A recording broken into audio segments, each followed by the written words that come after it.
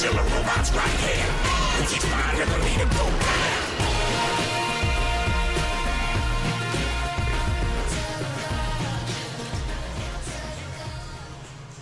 Alright, let's give this another shot. So let me see here. I'm not actually sure where it was we left off last time. I don't remember what floor I got to. It wasn't very far, I know that much. And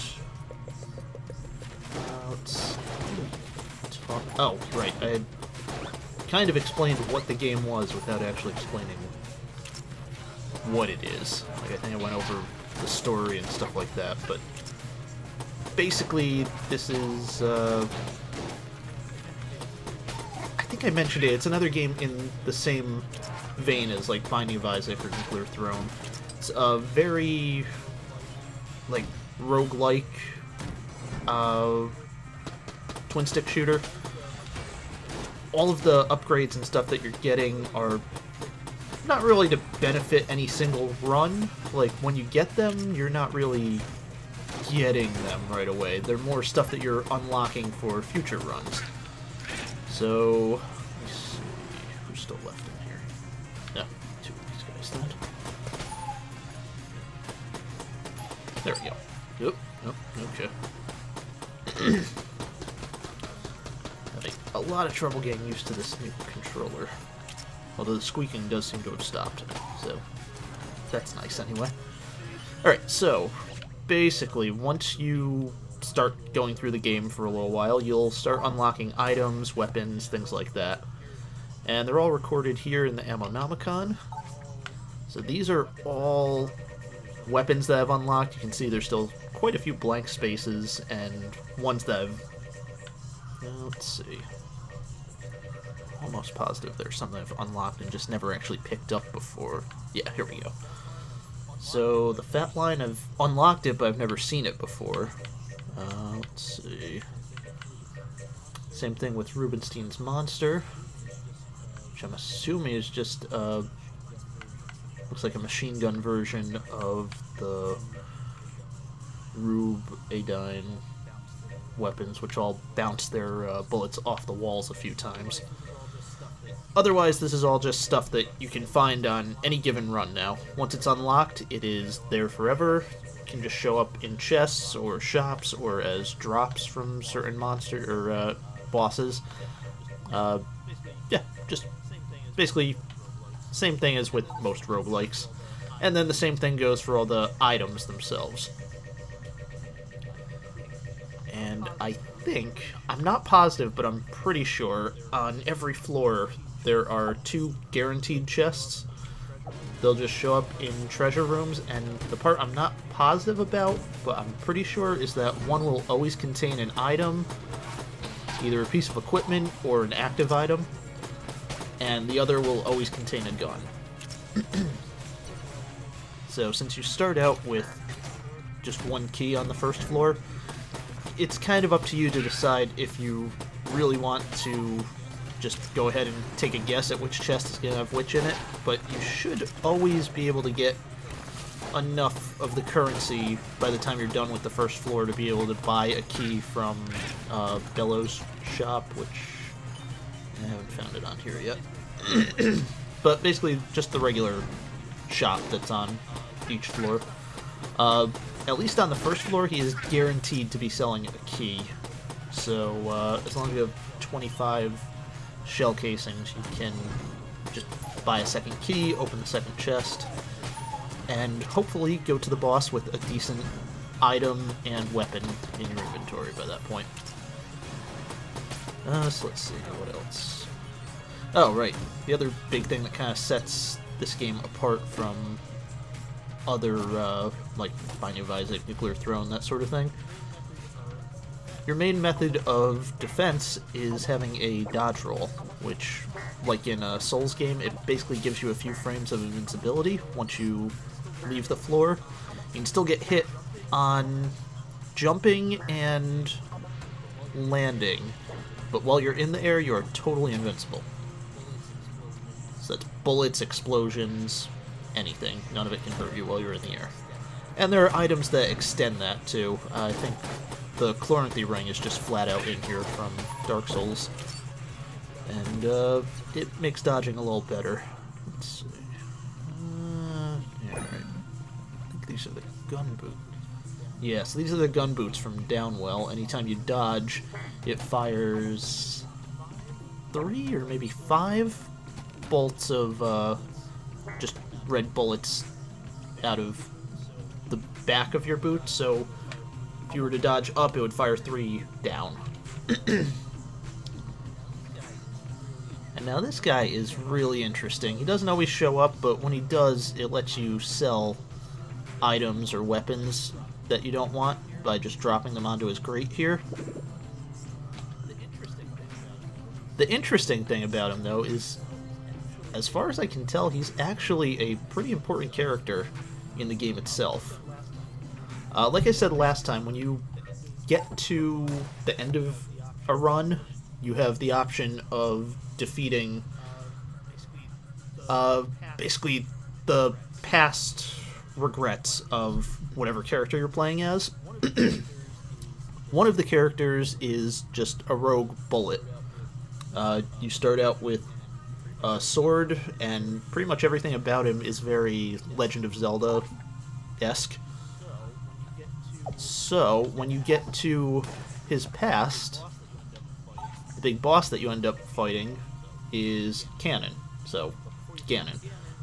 But before you fight Ganon, or Ganon in this case, you have to fight Aghanim, who was his vizier, wizard, that sort of thing, who he sent into the Gungeon to basically pave the way for him. And you beat Aghanim, but he doesn't actually die, he just kind of disappears. And right here in the actual lore for this, it flat out says he is just locked away. Let me see.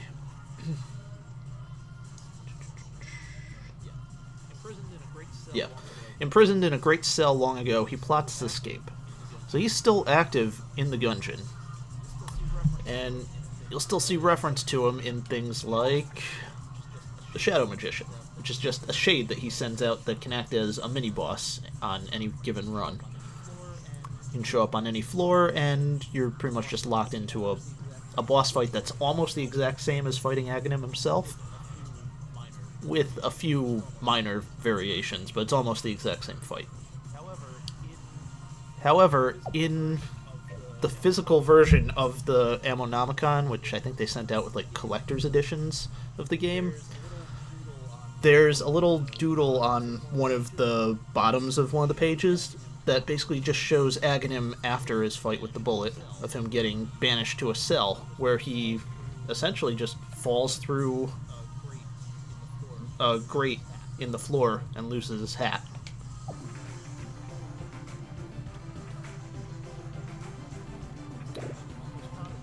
And I am almost positive, I see very little evidence really like against it, that this is Aghanim trapped in his cell, still plotting his escape.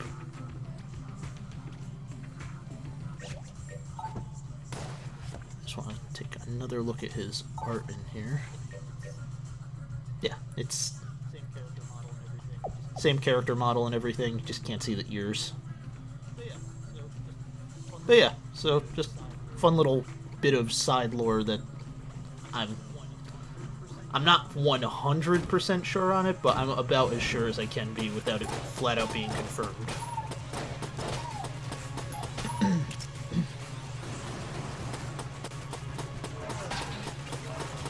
So yeah, that's, like I said, one of the things that I really love about this game is the way that the lore is kind of doled out like that, where it's a very, I know I keep saying it, but it's a very Souls-like thing of just having it be environmental storytelling and stuff that's hidden in the item descriptions and stuff like that. So, yeah, just a little more of that. Okay. This is Casey, and it is probably my favorite weapon in the entire game. So this could actually end up being a really good run if I don't find a way to screw it up somehow here. These would be the Bullet Twins. They're the, we'll say they're the Ornstein and Smo stand-ins for this game. So you fight both of them at once, and then once you kill one of them, the other one gets a big boost of the dead one's power. So get some of their moves, some other aspects of just becomes faster, more accurate, that sort of thing. Yeah, so here we go. Smiley's dead, so Shades gets some of his moves, speed, and power. And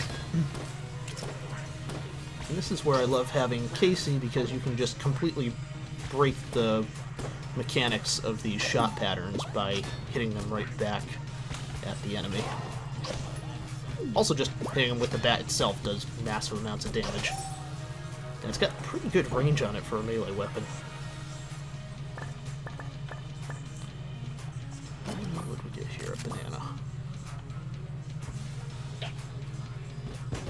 Oh, that's fun. Not sure if I've ever actually used that. Huh. Yeah, seems like it'll be a good one to have.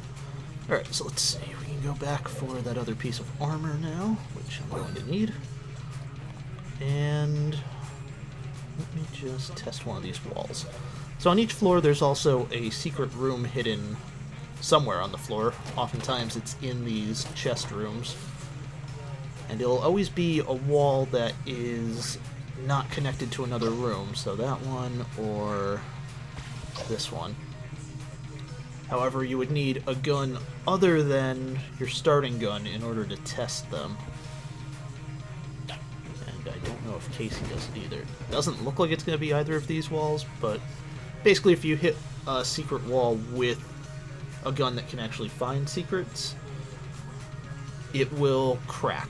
So you'll get an actual visual indicator that it's a secret wall. Then what you have to do is just use one of your blanks to blow it open. Turns out it was neither of these walls, so that's the end of my blanks for this floor. So we didn't find the secret room here, so we'll just move on. This banana seems like it's going to be good for clearing rooms, but I don't know how useful it would actually be for a boss fight. Maybe if we get the Amoconda, it would be helpful there, since he's got multiple parts of himself that can get hit, but it doesn't look like something I want to be just throwing at a boss over and over again. So for now, we're just going to... Well, actually, we'll give it a try on clearing rooms.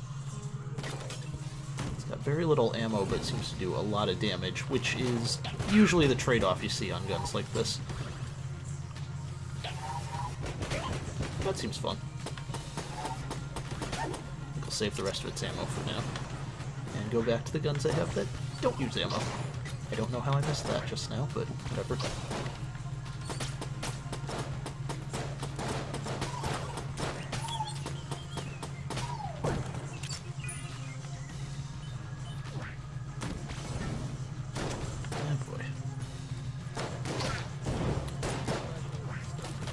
So as you'll start to notice as we go further and further, there's a bunch of variations of the normal enemies that you see on the first floor that just keep getting stronger or more complex in how they attack. So like these bulletkin or shotgunkin here, they've got a few extra forms that show up on later floors, and one of them was that one that we just saw there a second ago with the, I guess, dark red shell. It basically just fires a lot faster than the normal ones, and in a pattern that is harder to dodge. Like, it'll predict your movements a lot better than the normal ones will. Which is basically what you see with a lot of the more advanced versions of enemies. They have much better enemy tracking and that sort of thing. So here we have a gun muncher. If you have guns that you don't want, you can dump 2 of them into there, and it'll give you back, I wouldn't say a better gun, almost ever, but another gun. It'll just turn 2 into a different one. And there are certain recipes that you can use with it by putting specific guns in there. It'll guarantee that you get a new gun. Otherwise, it's just a random gun of a... I honestly don't remember. I think it's normal to rare quality. So, things that you could find in a brown or blue chest, basically. Try to get this back out. Oh, okay. Yep, alright, I'm just gonna stop.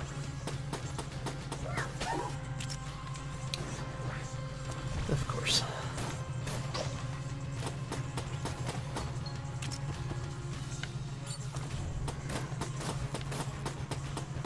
Wow, I'm doing bad at this now. So, yeah. Occasionally you can just run into enemies that are just better than you, like that. Or having a, having timing that's slightly off can get you hit really easily, and it can just be a little infuriating when it happens over and over again. Or when you don't learn your lesson the first time. There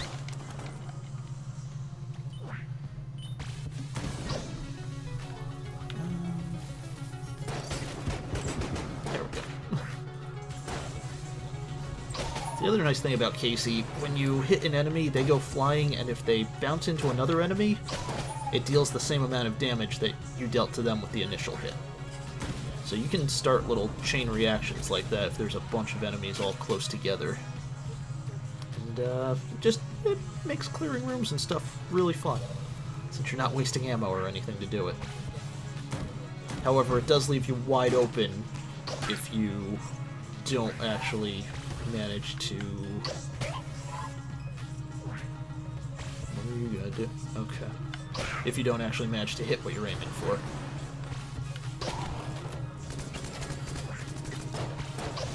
God. Okay. Alright, so this is a veteran bulletkin. As you can see, he's kind of trying to predict my movements here. That's really the only big danger that you see when facing them. But if there's a bunch of them in one room, it can get really annoying to try and maneuver. So on later floors, you'll start seeing big combinations of all of these more advanced variants. And it can get a little hectic at times. So there should be a chest in here. Good. Ooh, ground. Nice. Okay, we'll have some fun with that.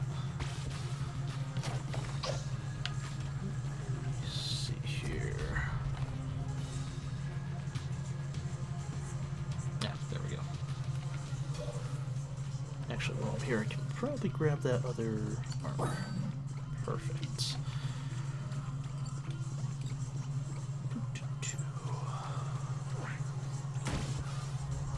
Yeah, okay.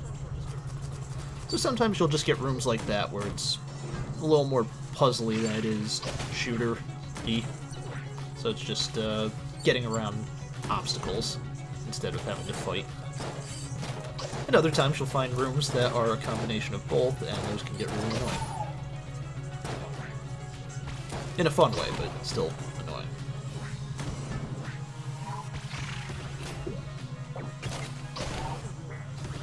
Yes, the other really nice thing about Casey is that it deals way more damage than most weapons that you would have at this stage of the game.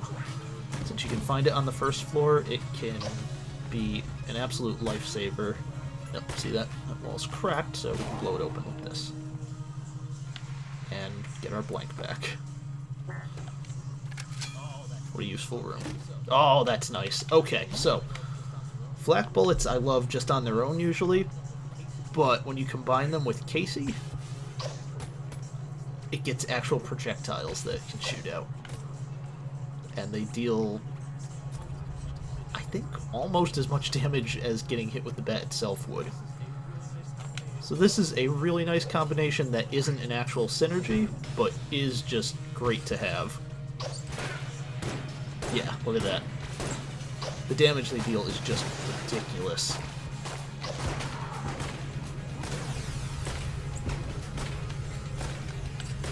I don't think the holster is affected by stuff that's on the ground, but it couldn't hurt to have that there anyway.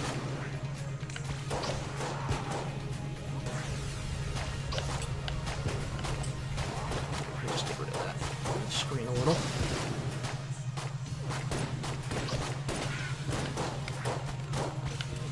Oh yeah, so that's the other thing that I forgot to mention initially. The two big mechanics that are just there for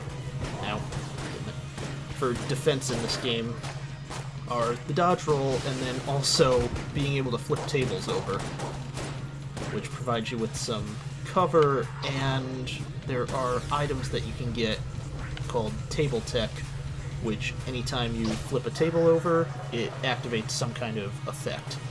So I think the first one I ever got was that flipping a table activated a blank for free. Yeah, cool. Got little Metroid bombs. Oh, and the... Nice, okay, so the flak bullets work with the bombs, too. That's cool. Yeah, so that's... I'm trying to think. Between dodge rolling, flipping tables, and then certain items you get will provide you with a shield that you can use to block. Like, that first time we went through, I think I got Blockner's gun. So that one makes an actual shield that just appears there and can break.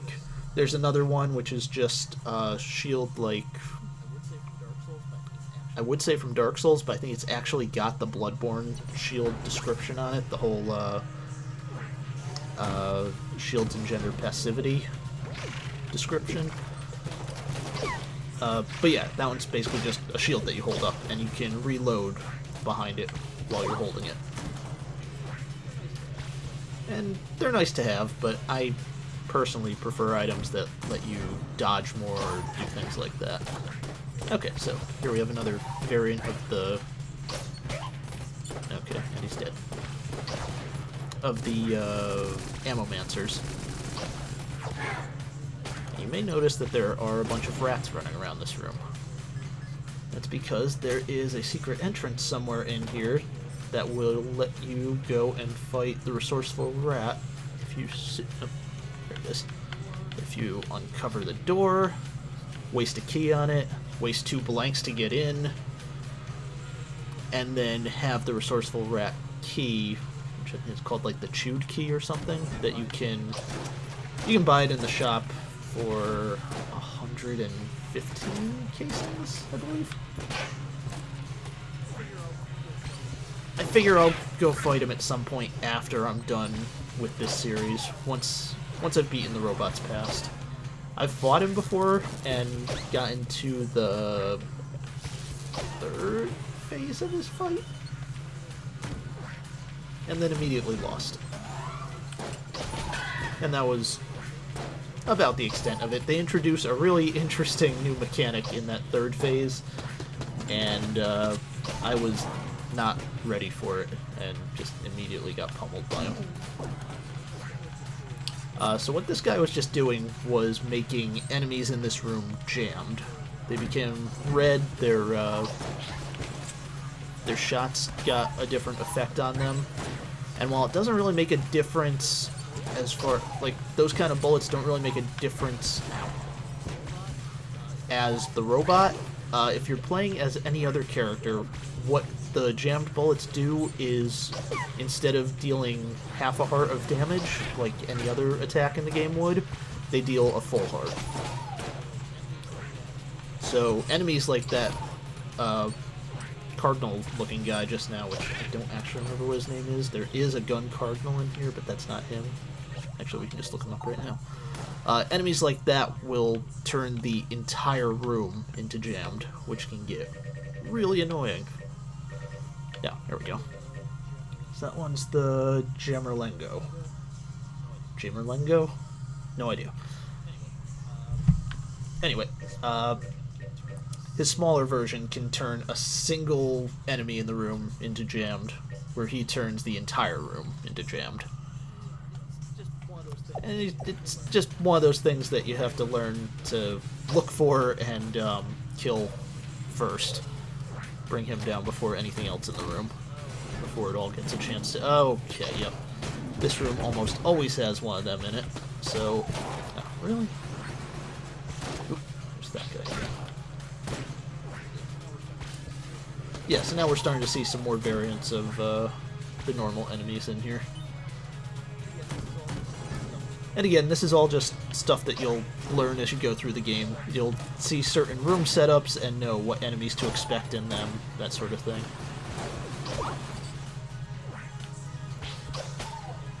You'll learn what enemies to deal with first, which ones to just kind of leave alone for the time being.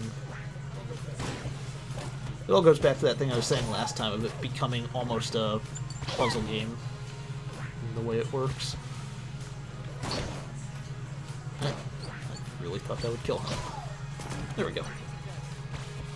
So you can kind of see why I love Casey so much. It combines huge damage with a nice way of defending yourself from incoming attacks. And it costs no ammo. So it is really nice to have, especially at early points in the game.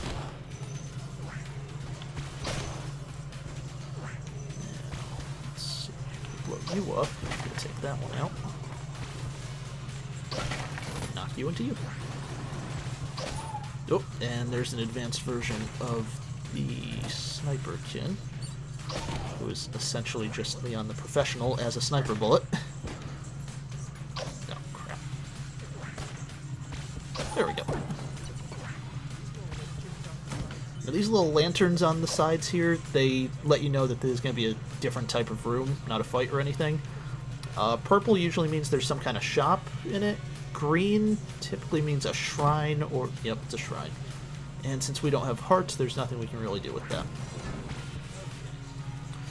Okay, and the other thing about jammed enemies, if you have cursed items, or just curse on you in general, since there are ways to get it without having items that are cursed, jammed enemies can just kind of show up in rooms on their own.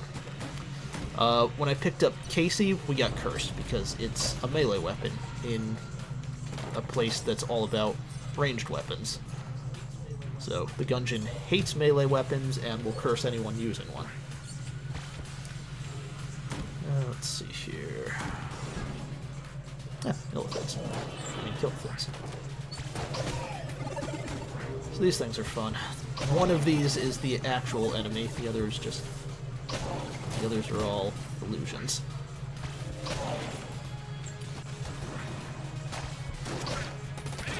This one, if you shoot it with a normal gun, it catches on fire, gains a lot of speed, and can shoot relatively quickly as it's moving.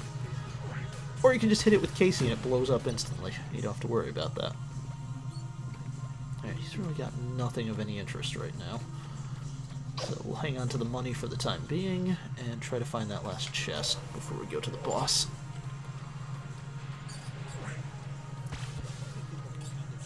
So I'm hoping people can kind of see why I love this game so much now. It is just a fantastic game and really encapsulates some of the aspects of twin-stick shooters and roguelikes that I absolutely love. So it kind of combines them all into one game, brings in ideas and references to other pieces of media that I already am a big fan of, and just turns them into something that's really fun to play as well as to go through the lore of. And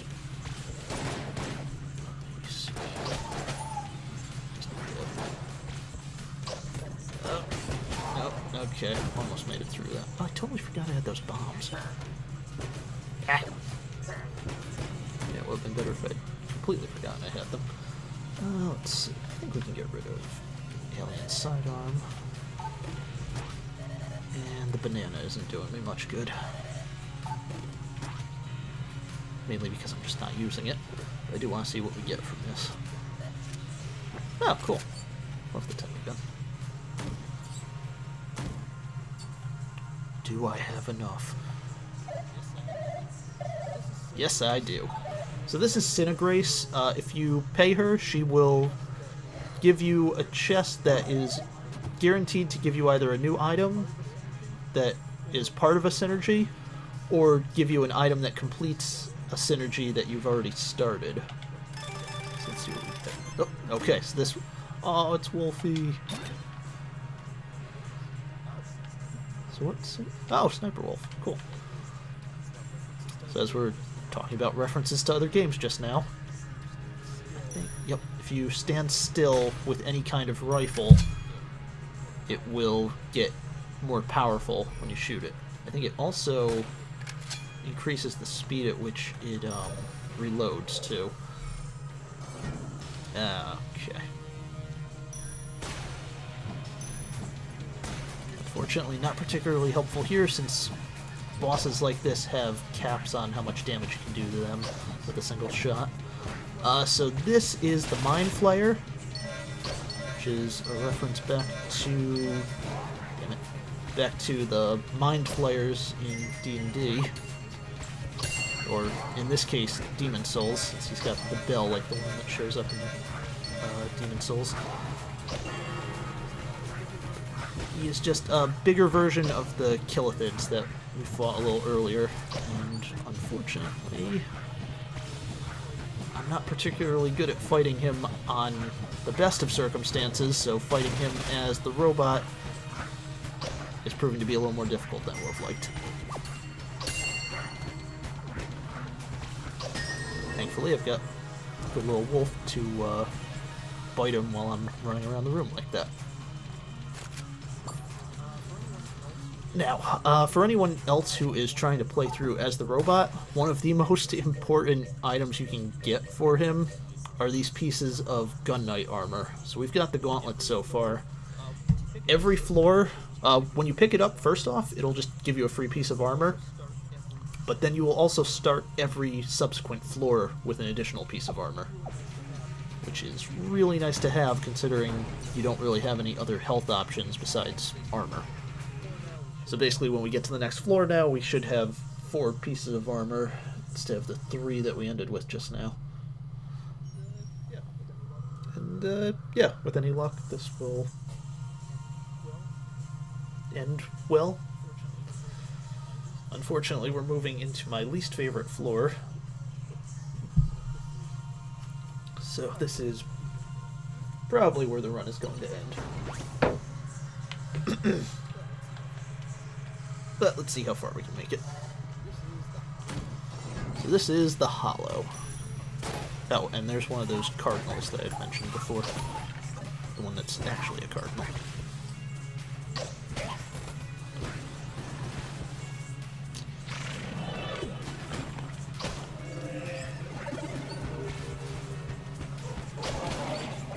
No, that wasn't the real one. There we go. Good boy. So Wolf is a better version of the Hunter's dog that you get for beating the Hunter's past.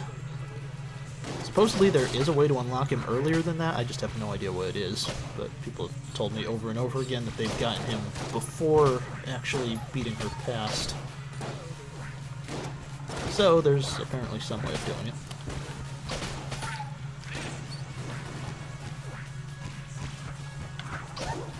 No, I really thought that was going to kill him. There we go.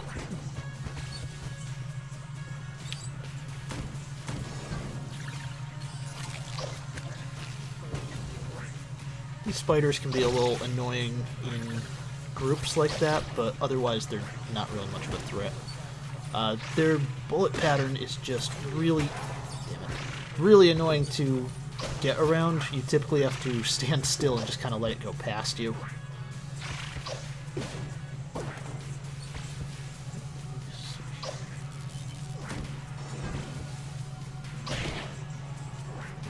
Taking more damage than I would have liked.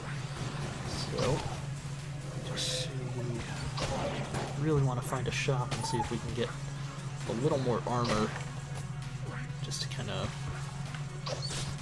bolster our defense here a bit.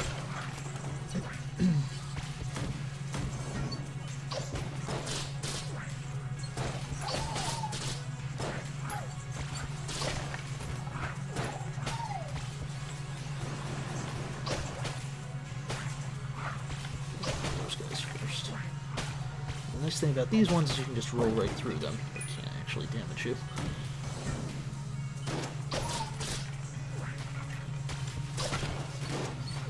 So as you can see, Casey with flak bullets is just an incredible combination. That while it's not an actual synergy, it does become a super powerful just pair of items to have together. Is absolutely destroying enemies that should be giving me way more trouble than they are. It's one of the reasons that I love picking up flak bullets just anytime they show up, because quite frankly, they're super useful just on their own. But when you combine them with stuff like this, they're even more useful. I will probably come back for this. This is Winchester. He runs a game where you shoot targets in this little obstacle course that he has set up, and you can get chests from it, just like his name would suggest. You win chests. But it's usually kind of expensive, and it's money that I could be putting towards more armor. And the chests almost always seem to just have guns in them. I'm hoping to find some more of that gun knight. Damn it. Some more of that gun knight armor at some point in here, but there's no guarantee of it or anything. Ooh, okay.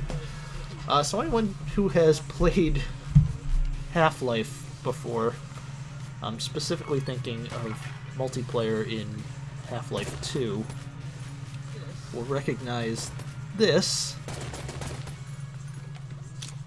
because it is one of the most fun things to bring into an online match and just fire randomly around the room to see who you hit.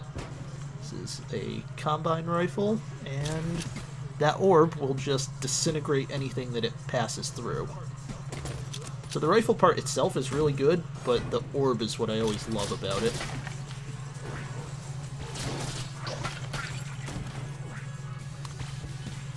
And it is super useful against bosses. I'm not sure if we really... You know what? We'll come back for the boss once I find that other chest. Wait, what was that symbol? Never mind. Just a question mark. Looked weird on here for some reason. Might just be my monitor.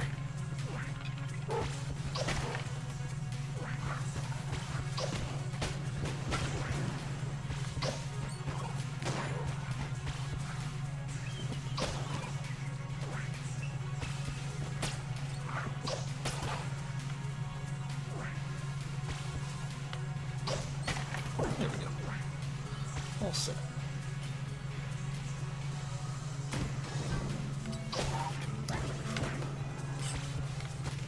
Yeah, okay. So this guy in the black robes will summon... Actually, you know what? Might as well just let him. No, nope. Wolfie's probably going to kill him first. Okay, that works. He will summon in additional help from these... Actually, so will this guy. That one that I just killed, the mummy-looking thing, he'll summon a jammed shell that basically just runs around and explodes into this big spread of jammed bullets all across the whole room. The other one, the guy... Ooh, nice. Oh. Really? Alright, so this is an Estus flask. Just straight up. It's exactly what you would think it was. And it's an amazing item to have if you're using a character who actually has hearts that can be healed. Which I'm not.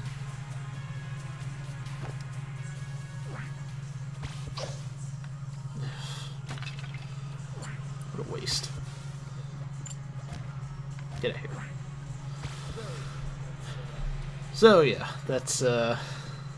That's the big annoying feature of the robot. Gotcha. Here too. I'm pretty sure Casey's the only cursed item that I have, so I'm not sure why we're getting so many enchanted all of a sudden. Although I guess it hasn't really been that many. It's not that big of a deal since I do have Casey to fall back on for damage.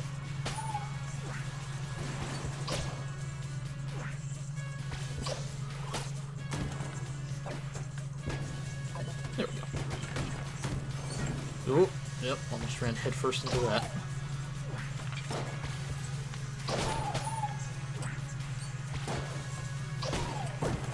This run is going longer than I expected it to. I figured we would be dead on that last floor, but it's nice to know that this combination is carrying me through stuff that should be killing me.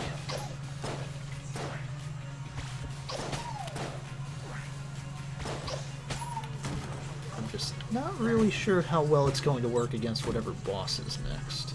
Oh, don't tell me. God. I should have hung on to that Estus flask so I could sell it to Aghanim here.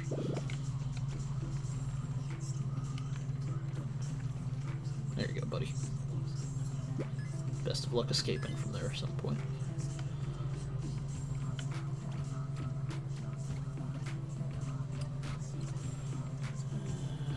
Might as well take another blank. And where was Winchester? There he is.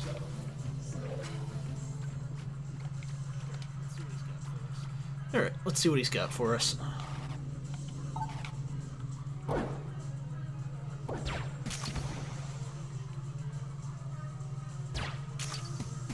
Damn. Okay.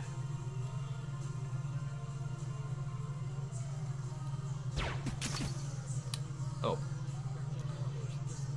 Apparently I'm a lot worse at this than I thought I was. Yep, that was almost cool. It's not bad.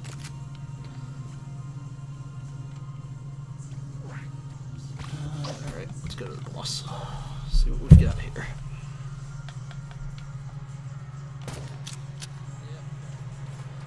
Yep, kind of figured. Alright, so these are the kill pillars. They are...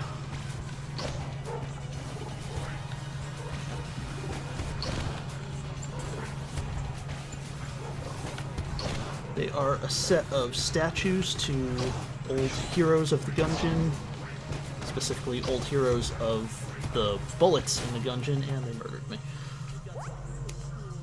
They've got some really cool aspects lore-wise, but I would have had to have gotten to the end of the fight for you to see it, which, as you can see, that went about as well as could be expected. So yeah, I guess that's about it for this episode. We got a real good combination and then died with it. So, that's about the extent of how these things go now.